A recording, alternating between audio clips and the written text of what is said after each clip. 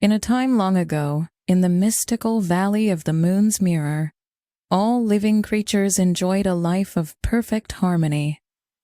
The valley was blessed with a stunningly beautiful lake, surrounded by lush trees, and filled with a multitude of birds, each one more vibrant and colorful than the last. The air was always fresh, and the climate was mild and pleasant, making it an ideal place for all beings to thrive. Among the many birds that lived in the valley, there was one that stood out, though not in a way he desired. This bird was the thorn-billed bird, a small and shy creature who was deeply unhappy with his appearance. Unlike the other birds who boasted bright and dazzling colors, the thorn-billed bird was entirely gray. He often wondered why he had been created this way. Why did they make me like this? He would think. Why didn't they give me more colors like the others? Despite his discontent, the thorn-billed bird lived a peaceful life in the valley, avoiding conflict and keeping to himself. He admired the other birds from a distance, wishing he could share in their beauty but accepting his fate nonetheless. Life continued this way for a while, but then a great misfortune befell the Valley of the Moon's Mirror. One day, the rains that usually nourished the valley stopped coming. The winds, which used to bring the refreshing rain clouds, ceased to blow. Slowly, the lake began to dry up, and the once lush valley started to wither. The trees lost their leaves, the flowers wilted, and the animals began to suffer from the lack of water. Many of them died, unable to find the sustenance they needed. Even the birds, who could fly in search of water, found it increasingly difficult to survive. The thorn-billed bird watched in despair as his beloved valley turned into a desolate wasteland. Unable to bear the suffering any longer, the thorn-billed bird decided to take action. He thought to himself, "Why has this happened to my valley? What have we done to deserve this?" Desperate for answers, he decided to seek out Father Tonatiuh the sun, believing that he might know the cause of their suffering.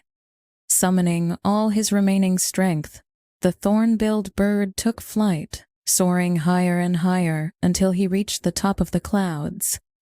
As he approached the blazing sun, the thorn-billed bird felt its intense heat, but he was undeterred. He called out, "Father Tonatiuh, please answer me. What is happening in the valley? Why have the rains stopped coming?" Father Tonatiuh, surprised to see the small bird so far from the earth, responded, "Oh, my son, I'm not sure what is happening. I am responsible only for sending the sun's rays to the earth." "Yes, Father," the thorn-billed bird replied, "but your rays are scorching the land. The clouds are not arriving, the rain does not fall, and everything is drying up. We are suffering greatly." Said Tonatiuh. "I see your problem, but this is not something I can solve. You should speak to Ehecatl, the wind god.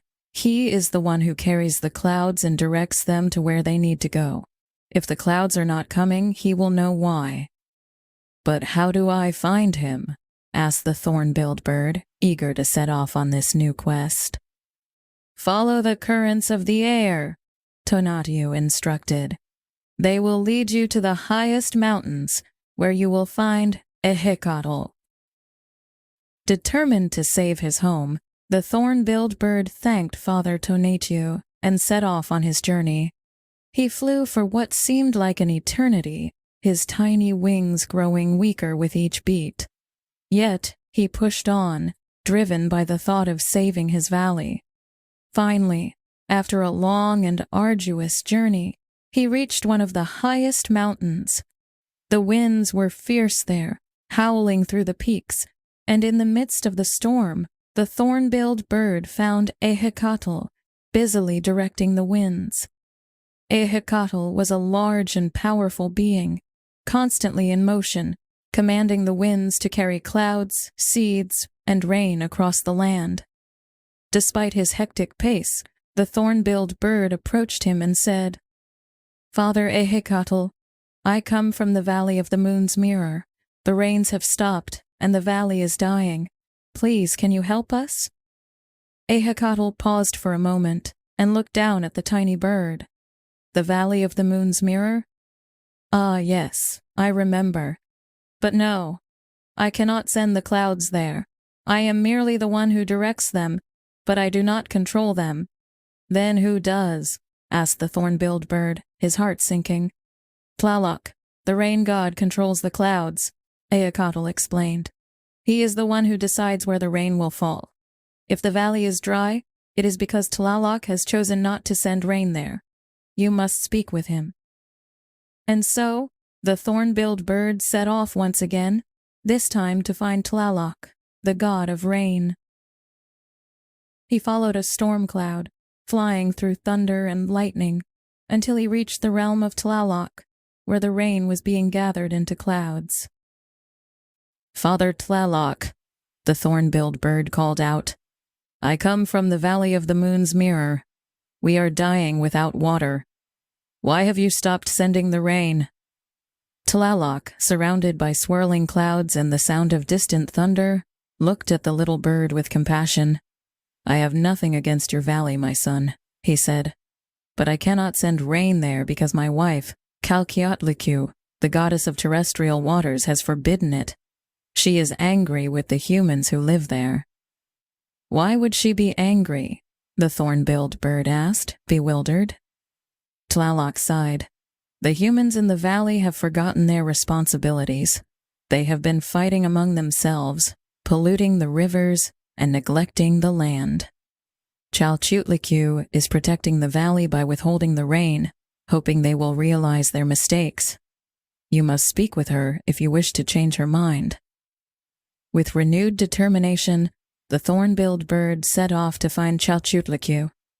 He followed the rivers, which were now mere trickles, and eventually found the goddess walking along the earth, singing softly as she inspected the waters. "Lady Chalchutlicu," the thorn-billed bird called out, "I come from the valley of the moon's mirror. The valley is dying, and I have been told that you have stopped the rains. Please, what have we done to deserve this?" Chalchutlicu turned to the thorn-billed bird, her expression stern but kind. "My little bird," she said, "it is not you who have done wrong, but the humans. They were entrusted with the care of the valley, but they have failed. They fight amongst themselves, throw their waste into the rivers, and have forgotten to honor the earth.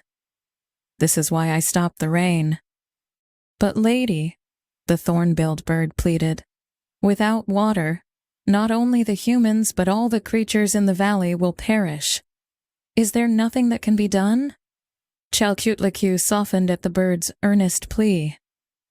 "There is something that can be done," she said. "You must become a messenger of peace and love. Go to the humans and tell them that they must change their ways. They must stop fighting, stop polluting, and start caring for the earth once more. If they listen to you and make amends, I will restore the waters to the valley." With this daunting task before him, the thorn-billed bird returned to the valley. He was exhausted from his journey, but he knew he had to fulfill his mission. He flew around the valley, speaking to anyone who would listen. He talked to the children playing near a small stream, telling them to care for the land and live in harmony. The children, moved by his words, took the message to the town crier, who spread the news far and wide. Slowly but surely, the people of the valley began to change. They stopped fighting and started working together. They cleaned up the rivers, recycled what little water they had, and began to care for the land once more. They built eco-friendly homes and took steps to restore the environment. The valley began to heal, and Chalchutlicu, seeing the change in their hearts, allowed the rains to return. The valley was soon filled with water once again. The trees grew tall and strong, the flowers bloomed, and the animals returned. The thorn-billed bird had succeeded in his mission, and the valley was saved. In gratitude, Father Tonatiuh called the bird back to the sky. "My son," he said, "you have done a great deed. As a reward, I will give you the colors of the sunrise for your feathers, so that you will always be as beautiful as the dawn." And with that, the thorn-billed bird's feathers turned a vibrant mix of colors, shimmering in the sunlight. Ehecatl, too, wished to reward the bird for his efforts. "You have shown great courage and determination," he said. "As a gift, I will give you the ability to fly in all directions, unlike any other bird. You will be able to hover in place, fly backward, forwards, and sideways with ease." The thorn-billed bird tested his new abilities, marveling at his newfound agility. Finally, Tlaloc spoke. "You have saved your valley, and for that, I will grant you the gift of resilience.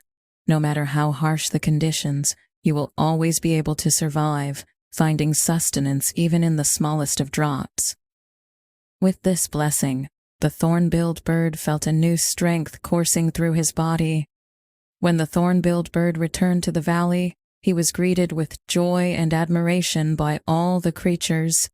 He was no longer the plain gray bird that everyone had overlooked.